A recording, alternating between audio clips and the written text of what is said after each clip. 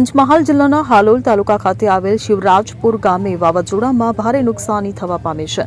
ત્યારે શિવરાજપુરમાં વાવાઝોડાની નુકસાનીને લઈને સરપંચ તેમજ માજી સરપંચ દ્વારા સરાહનીય કામગીરી કરવામાં આવી હોવાનું સામે આવ્યું છે.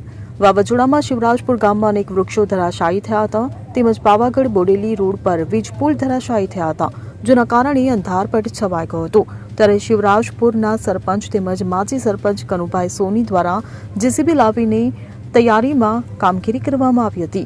ગમે ત્યારે કુદરતી આફત આવે ત્યારે માજી સરપંચ દ્વારા શિવરાજપુર ખાતે તૈયારીમાં બનતી મદદ કરવામાં આવે છે, જે સરાહનીય કામગીરી કહી શકાય છે.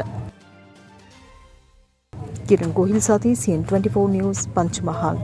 હવે જુઓ દેશ દુનિયાની તમામ ખબરો તમારી આંગળીના ટેરવે. ઉઠાવો મોબાઈલ અને Google Play Store પરથી ડાઉનલોડ કરો અમારી CN24 ન્યૂઝ મોબાઈલ એપ.